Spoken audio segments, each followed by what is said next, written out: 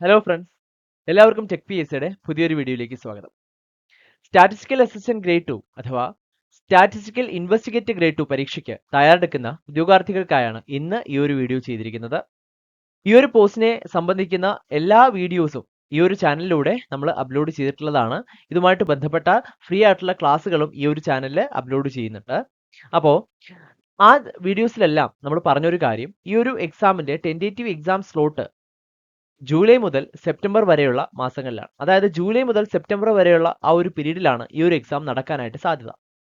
അപ്പോൾ നമുക്ക് ജൂലൈയിൽ തന്നെ എക്സാം നടക്കും, ജൂലൈ ആദ്യ ആഴ്ചയിൽ തന്നെ എക്സാം ഉണ്ടാവും എന്ന് കണക്ക് കൂട്ടുകയാണെങ്കിൽ നമുക്ക് ഇനി എക്സാമിനായിട്ട് നമ്മുടെ പ്രിപ്പറേഷനായിട്ട് ഇനി അവശേഷിക്കുന്നത് ഏകദേശം 120ഓളം ദിവസങ്ങളാണ്.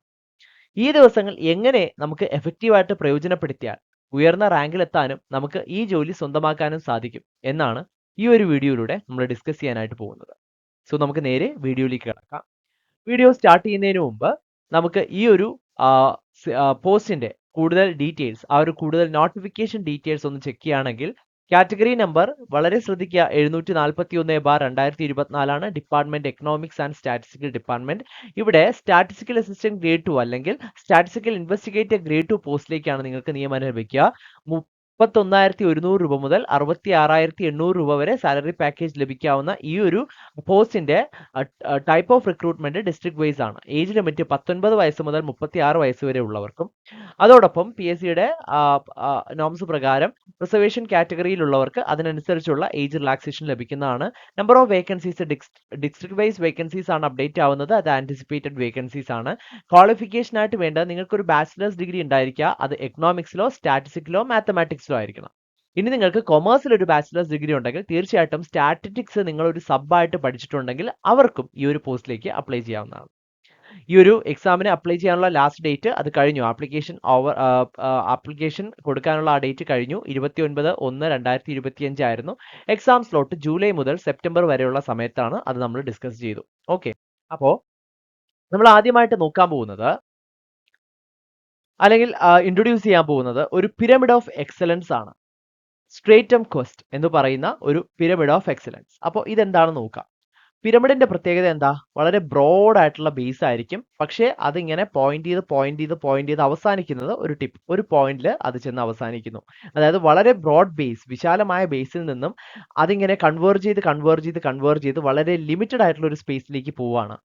അതുപോലെ തന്നെയാണ് നമ്മുടെ സെലക്ഷൻ പ്രൊസീജിയറും നടക്കുക. ഓക്കെ, അപ്പോൾ ആ ബ്രോഡ് ബേസിനെ നമ്മൾ ആപ്ലിക്കേഷനുകളുടെ എണ്ണം, അല്ലെങ്കിൽ നമ്മളൊരു ആഗ്രഹം ഉണ്ടായിട്ട് ആയിരിക്കുമല്ലോ ആപ്ലിക്കേഷൻ കൊടുക്കുന്നത്. അപ്പോൾ ആ ഒരു ആപ്ലിക്കേഷനുകളുടെ എണ്ണത്തെയാണ് ആ ഒരു ബ്രോഡ് ബേസ് കൊണ്ട് സൂചിപ്പിച്ചാൽ, അതിൽ തന്നെ ക്വാളിഫിക്കേഷൻ ഉള്ളവര്, തീർച്ചയായിട്ടും എല്ലാ ക്വാളിഫിക്കേഷൻ ഉള്ളവര് എല്ലാ എക്സാമിനും അപ്ലൈ ചെയ്യുന്ന പോലെ അപ്ലൈ ചെയ്യുന്നവരുണ്ടാവാം. അല്ലെങ്കിൽ വളരെ തീവ്രമായിട്ടുള്ള ആഗ്രഹത്തോടെ അപ്ലൈ ചെയ്യുന്നവരുണ്ടാവാം. ചെറിയൊരു ആഗ്രഹത്തോടെ അപ്ലൈ ചെയ്യുന്നവരുണ്ടാവാം. അങ്ങനെ പല പല പല ആപ്ലിക്കൻസ് ഉണ്ടാവാം. അതിൽ നിന്നും ആഗ്രഹമുള്ളവർ മാത്രമേ എന്ത് ചെയ്യുള്ളൂ, നമുക്ക് കൺഫർമേഷൻ കൊടുക്കുകയുള്ളൂ. അപ്പോൾ ആപ്ലിക്കൻസിൽ നിന്നും കൺഫർമേഷൻ കൊടുക്കുന്നവരുടെ എണ്ണം അതിലും കുറവാണ്. അപ്പോൾ നമ്മുടെ ഫസ്റ്റ് സ്ക്രീനിങ് സ്റ്റെപ്പ് അത് തന്നെയാണ്. ആപ്ലിക്കേഷൻ കഴിഞ്ഞിട്ട് കൺഫർമേഷൻ കൊടുക്കുന്നത് തന്നെയാണ് സ്ക്രീനിങ് സ്റ്റെപ്പ്. അതിനുശേഷം വളരെ ഇന്റൻസ് ആയിട്ടുള്ള ഡിസയർ ഉള്ളവരുടെ എണ്ണം അതിലും കുറവായിരിക്കും. ഇനി അതിൽ മെറ്റിക്കുലസ് പെർസിവറൻസ്, വളരെ മൈന്യൂട്ട് ആയിട്ടുള്ള ഓരോ ഡീറ്റെയിൽസും, വളരെ സിലബസ് എല്ലാം ക്ലിയർ കട്ട് ആയിട്ട് അനലൈസ് ചെയ്ത് അതിൽ ഓരോ ഡീറ്റെയിൽസും അത് മനസ്സിലാക്കി ആ ഓരോ പോയിന്റും പഠിച്ചെടുക്കുകയും ആ ഒരു പെർസിവറൻസ്, അത് തുടക്കത്തിൽ മാത്രമല്ല ആ ഒരു കൺസിസ്റ്റൻസി ആ ഒരു എൻറ്റയർ പ്രോസസ്സിലും ആ ഒരു എൻറ്റയർ എക്സാം തീയതി വരെയുള്ള സമയത്തും അത് കീപ്പ് ചെയ്യുന്ന ആൾക്കാരുടെ എണ്ണം വളരെ കുറവായിരിക്കും. ഈ ഇന്റൻസ് ഡിസയർ ഉള്ളവരിൽ തന്നെ അവരുടെ എണ്ണം വീണ്ടും കുറയാണ്. സോ ഇങ്ങനെ എണ്ണം കുറഞ്ഞു വരിക. അപ്പോൾ ഇതെല്ലാം എക്സാമിന് മുന്നേ തന്നെ അവിടെ വലിയൊരു സ്ക്രീനിങ് പ്രോസസ്സ് നടന്നുകൊണ്ടിരിക്കുകയാണ്. അതിനുശേഷം റിഫൈൻമെന്റ് ആണ്. റിഫൈൻമെന്റ് എന്ന് പറഞ്ഞാൽ ഒന്നും കൂടെ നന്നാക്കിയെടുക്കുക, ഒന്നും കൂടെ പുതുക്കിയെടുക്കുക. അതായത് നമ്മൾ ഈ ചെയ്ത കാര്യങ്ങളെല്ലാം അതിൽ എന്തെങ്കിലും തെറ്റുണ്ടെങ്കിൽ, എവിടെയെങ്കിലും പ്രിപ്പറേഷൻ ഗ്യാപ്സ് വന്നിട്ടുണ്ടെങ്കിൽ അതെല്ലാം മനസ്സിലാക്കിയിട്ട്, നമ്മുടെ വീക്ക് ഏരിയാസ് മനസ്സിലാക്കിയിട്ട് അതിനെ റിഫൈൻ ചെയ്തെടുക്കുക. അങ്ങനെ ചെയ്യുന്നവരുടെ എണ്ണം, അത് കോൺസ്റ്റന്റ് ആയിട്ടുള്ള റിവിഷൻ, അതുപോലെ ടോപ്പിക് വൈസ് അസസ്മെന്റ് തുടങ്ങിയ കാര്യങ്ങളിലൂടെ നമുക്ക് നമ്മുടെ പ്രോഗ്രസ് ട്രാക്ക് ചെയ്യാനായിട്ട് പറ്റുള്ളൂ. അത്തരത്തിൽ പ്രോഗ്രസ് ട്രാക്ക് ചെയ്തിട്ട് ഒരു റിഫൈൻമെന്റ് നടത്തുന്ന ആൾക്കാരുടെ എണ്ണം അതിലും കുറവായിരിക്കും. കൺസിസ്റ്റന്റ് ആയിട്ട് വീണ്ടും റിവിഷനും അതുപോലെ പ്രാക്ടീസ് മോഡൽ എക്സാംസും മോക്ക് ടെസ്റ്റും പ്രാക്ടീസ് ചെയ്യുന്നവരുടെയൊക്കെ എണ്ണം വീണ്ടും കുറവായിരിക്കും. അങ്ങനെ വളരെ ഒരു ബ്രോഡ് ബേസിൽ തുടങ്ങി നമ്മളൊരു പോയിന്റിലേക്ക് ചുരുങ്ങിയിട്ടുണ്ട്. ആ പോയിന്റിലേക്ക് ചുരുങ്ങുന്ന ആൾക്കാരിലായിരിക്കും സെലക്ഷൻ, അവരെ ആയിരിക്കും സെലക്ട് ചെയ്യാനായിട്ട് ഏറ്റവും കൂടുതലായിട്ടുള്ള സാധ്യത. സോ ഇത്തരത്തിലാണ് ആ ഒരു എക്സലൻസ് പിരമിഡിന്റെ സ്ട്രക്ചർ വരുന്നത്. ഓക്കെ, ഇനി നമുക്ക് ഈ ഒരു എക്സാമിന് നമ്മൾ പ്രിപ്പയർ ചെയ്യുന്ന സമയത്ത് ഏതൊക്കെ ക്വസ്റ്റ്യൻസ് ആണ് നമുക്ക് പ്രീവിയസ് ഇയർ ക്വസ്റ്റ്യൻസ് ആണ് റെഫർ ചെയ്താൽ തീർച്ചയായിട്ടും ആ ഒരു മോഡലിലുള്ള ക്വസ്റ്റ്യൻസ് പ്രതീക്ഷിക്കാവുന്നതും അതോടൊപ്പം നമ്മുടെ ആ ഒരു ക്വാളിറ്റി ഓഫ് നമ്മുടെ പ്രിപ്പറേഷൻ ഒന്ന് ഇംപ്രൂവ് ആവുന്നതും എന്ന് നോക്കാം.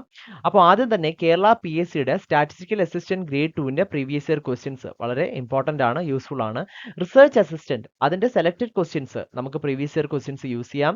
സ്റ്റാറ്റിസ്റ്റിക്കൽ ഇൻവെസ്റ്റിഗേറ്ററിന്റെ തമിഴ്നാട് PSCയുടെ previous year questions, statistical assistant Delhi subordinate selection ബോർഡിന്റെ previous year questions, statistical officer UPPSC and RPSC previous year questions, അതുപോലെ UGC net or JRF exam preparation questions, set എക്സാമിന്റെ questions, TGT PGT Kendriya Vidyalaya ISRO RRB തുടങ്ങിയതിലേക്കുള്ള recruitment നടക്കുന്ന questions, lecturer and assistant professor എക്സാമിന്റെ questions, HSST HST previous year question papers, ഇതെല്ലാം നിങ്ങൾക്ക് reference previous year questions ആയിട്ട് നമുക്ക് റെഫറൻസിന് വേണ്ടിയിട്ട് യൂസ് ചെയ്യാവുന്നതാണ്.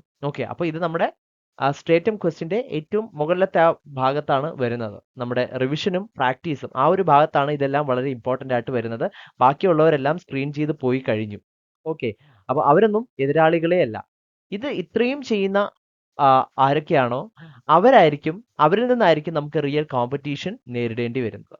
ഓക്കെ, അപ്പോൾ അവിടെ നമുക്ക് എന്തൊക്കെ ചെയ്താൽ ഒരു പടി മുന്നിലെത്താം എന്നാണ് ഇനി നോക്കാൻ പോകുന്നത്. നമ്മുടെ പ്രിപ്പറേഷൻ സ്ട്രാറ്റജി എങ്ങനെയായിരിക്കണം എന്നാണ്. ആദ്യം തന്നെ analyse your position in the stratum quest by the previous questions or model question reference. Okay, നമുക്ക് മോഡൽ ക്വസ്റ്റ്യൻസിന്റെയോ അല്ലെങ്കിൽ പ്രീവിയസ് ഇയർ ക്വസ്റ്റ്യൻസിന്റെയോ റെഫറൻസ് എടുക്കാം. റെഫറൻസ് എടുക്കുന്ന സമയത്ത് ആ സ്ട്രേറ്റം ക്വസ്റ്റിൽ നമ്മുടെ പൊസിഷൻ എവിടെയാണ് നമ്മൾ നിൽക്കുന്നത് എന്ന് മനസ്സിലാക്കാൻ പറ്റും. നമ്മളെ തന്നെ ഒന്ന് അനലൈസ് ചെയ്യുക. നമ്മുടെ പൊസിഷൻ, നമ്മുടെ സ്ട്രെങ്ത്, നമ്മുടെ വീക്ക്നെസ് എല്ലാം അനലൈസ് ചെയ്യുക. നമ്മളെ തന്നെ ഒന്ന് പഠിക്കുക. അതിനുശേഷം ഐഡന്റിഫൈ ചെയ്യുക, നമ്മുടെ സ്ട്രെങ്ത്തും വീക്ക്നെസ്സും ഐഡന്റിഫൈ ചെയ്യുക. ഓക്കെ, അതിനുശേഷമാണ് നമ്മൾ നമ്മുടെ മെത്തേഡ് ഓഫ് പ്രിപ്പറേഷൻ സെലക്ട് ചെയ്യേണ്ടത്. അതിന് ഒരുപാട് സമയമൊന്നുമില്ല, എത്രയും പെട്ടെന്ന് തന്നെ ആസ് ഏർലി ആസ് പോസിബിൾ നമ്മളത് ചെയ്തിരിക്കണം. ഓക്കെ, അത് മേ ബി അത് കോച്ചിങ് ആവാം, സെൽഫ് സ്റ്റഡി ആവാം. കാരണം നമ്മളെ പറ്റി ഏറ്റവും കൂടുതൽ ധാരണയുള്ളത് നമുക്കല്ലേ ഉള്ളൂ.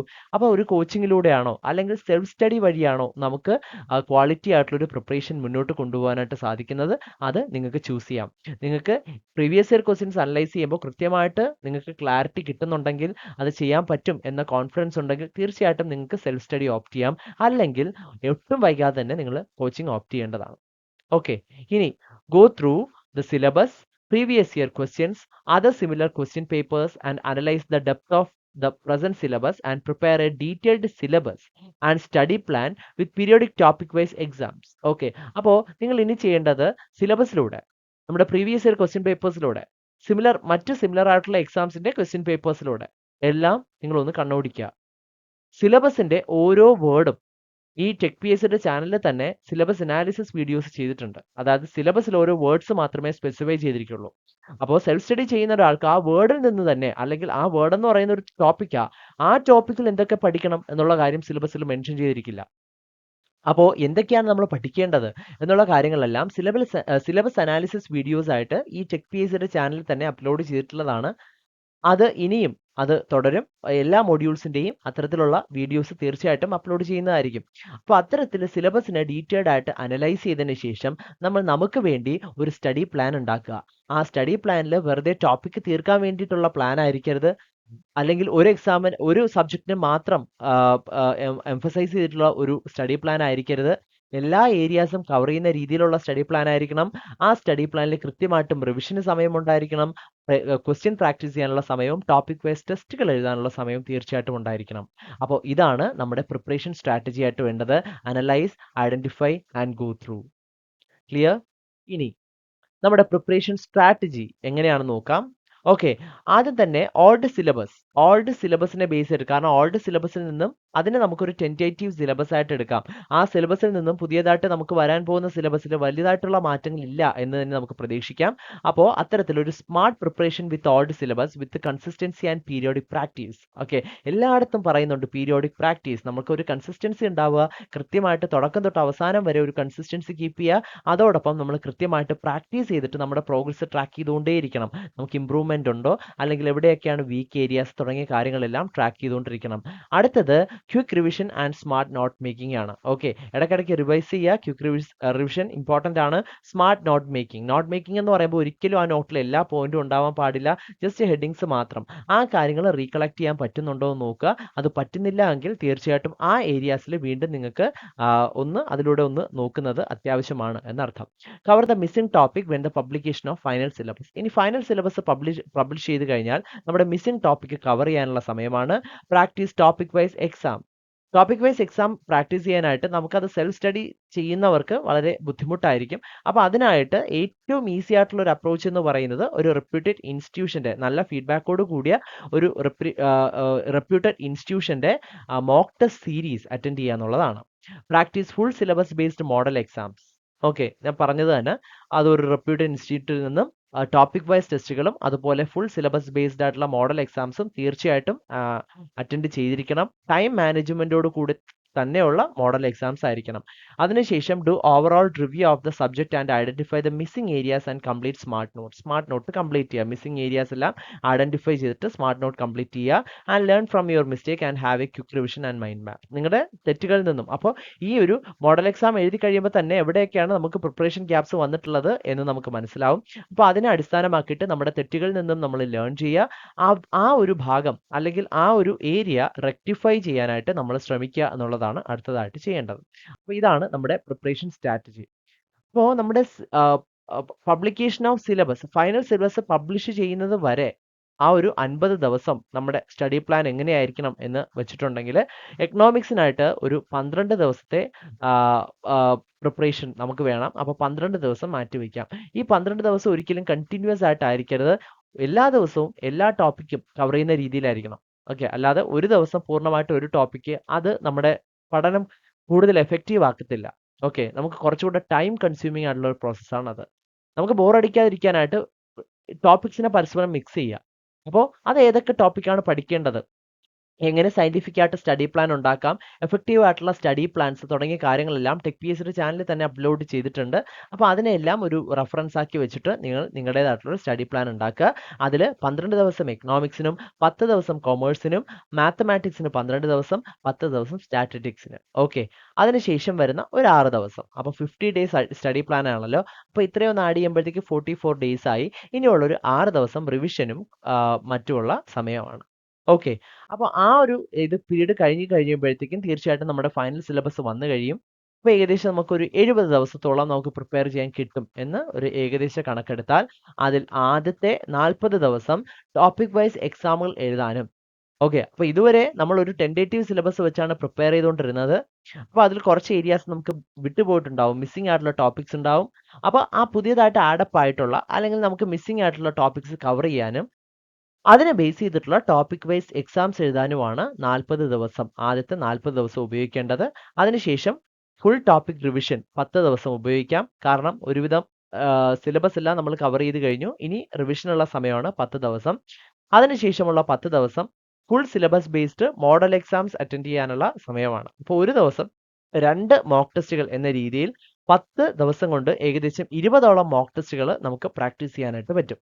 ഓക്കെ, അപ്പോൾ അത്രയും ചെയ്ത് കഴിഞ്ഞിട്ട് നമ്മൾ ഒരു ഓവറോൾ റിവ്യൂ, നമ്മളെ സ്വയം ഒന്ന് അനലൈസ് ചെയ്തിട്ട് ഒരു ഓവറോൾ റിവ്യൂ, അത് സബ്ജക്റ്റ്, അതുപോലെ ഏതൊക്കെ ക്വസ്റ്റ്യൻസ് ചെയ്യുന്ന സമയത്ത് ഏതൊക്കെ ഭാഗത്താണ് നമുക്ക് കൂടുതലായിട്ടുള്ള സമയം ആവശ്യം വരുന്നത് തുടങ്ങിയ കാര്യങ്ങളിലെല്ലാം ഒരു ഓവറോൾ റിവ്യൂ ആൻഡ് അനാലിസിസ് നടത്തി നമ്മുടെ മിസ്സിംഗ് ഏരിയാസ് ഐഡന്റിഫൈ ചെയ്ത് ഓക്കെ ആ ഒരു ഗ്യാപ്സ് ഫില്ല് ചെയ്യുക തുടങ്ങിയ കാര്യങ്ങളാണ് തുടർന്നുള്ള ഒരു 6 ദിവസം ചെയ്യേണ്ടത്.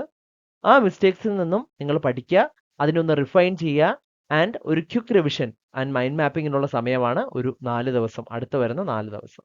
ഓക്കെ, സോ ഇത്തരത്തിൽ ഒരു 70 ഡേയ്സ് സ്റ്റഡി പ്ലാൻ നമുക്ക് എഫക്റ്റീവായിട്ട് പ്ലാൻ ചെയ്യുകയാണെങ്കിൽ വളരെ സ്മൂത്ത് ആയിട്ട് നമുക്ക് ഈ ഒരു എക്സാമിന് സെലക്ഷൻ കിട്ടാനായിട്ടുള്ള സാധ്യത കൂടും. അടുത്ത ഇമ്പോർട്ടൻ്റ് ആയിട്ടുള്ള കാര്യം, ഈ ഒരു സ്റ്റാറ്റിസ്റ്റിക്കൽ അസിസ്റ്റന്റ് ഗ്രേഡ് 2 ആദ്യ റാങ്കിൽ എത്താനായിട്ട് ടെക് പി എസ് സി തീവ്ര പരിശീലന ഓൺലൈൻ ക്ലാസ്സുകൾ ആരംഭിച്ചിരിക്കുകയാണ്. അപ്പോൾ ഈ ക്ലാസ്സുകളുടെ പ്രത്യേകത എന്ന് പറയുന്നത് കേരളത്തിലെ ഏറ്റവും മികച്ച അധ്യാപകർ നയിക്കുന്ന ലൈവ് സെഷൻസും റെക്കോർഡഡ് സെഷൻസും നിങ്ങൾക്ക് ലഭിക്കും എന്നുള്ളതാണ്. ക്യാപ്സ്യൂൾ നോട്ടും മറ്റ് സ്റ്റഡി മെറ്റീരിയൽസും ഡൗൺലോഡബിൾ ആയിട്ടുള്ള PDF ഫോർമാറ്റിൽ നിങ്ങൾക്ക് ലഭിച്ചുകൊണ്ടേയിരിക്കും. ഡൗട്ട് ക്ലിയറൻസിനും മെന്റർഷിപ്പിനുമുള്ള അവസരങ്ങളും ഉണ്ടാകും. Okay, topic wise full exams അതുപോലെ ഫുൾ സിലബസ് ബേസ്ഡ് ഉള്ള മോഡൽ എക്സാംസ് എന്നിവ എഴുതാനുള്ള അവസരങ്ങളും ഉണ്ടായിരിക്കും. ഓക്കെ, സോ ഇത്രയും സവിശേഷതകളുള്ള ഈ ഒരു കോഴ്സ് നിങ്ങൾക്ക് സ്വന്തമാക്കാനായിട്ട് സാധിക്കുന്നത് 3999 എന്ന നിസ്സാരമായ പ്രൈസിലുമാണ്. ഈ ഒരു സ്റ്റാറ്റിസ്റ്റിക്കൽ അസിസ്റ്റന്റ് ഗ്രേഡ് 2ന്റെ മൂന്നാമത്തെ ബാച്ചിലേക്കാണ് ഇനി അഡ്മിഷൻ തുടർന്നുകൊണ്ടിരിക്കുന്നത്. അപ്പോൾ ഇതിനെ പറ്റിയുള്ള കൂടുതൽ ഡീറ്റെയിൽസും ഈ ഒരു കോഴ്സിനെ പറ്റി അല്ലെങ്കിൽ അതിന്റെ പ്ലാനിനെ പറ്റിയൊക്കെ കൂടുതൽ ഡീറ്റെയിൽസ് അറിയുന്നതിനും അഡ്മിഷൻ നേടുന്നതിനുമായിട്ട് സ്ക്രീനിന്റെ താഴെ കുറച്ച് നമ്പേഴ്സ് ഡിസ്പ്ലേ ചെയ്തിട്ടുണ്ട്. ഒരു 3 നമ്പേഴ്സ് ഡിസ്പ്ലേ ചെയ്തിട്ടുണ്ട്. ആ നമ്പേഴ്സിൽ നിങ്ങൾക്ക് ഞങ്ങളെ കോൺടാക്ട് ചെയ്യാവുന്നതാണ്.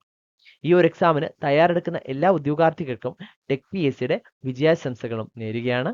Thank you.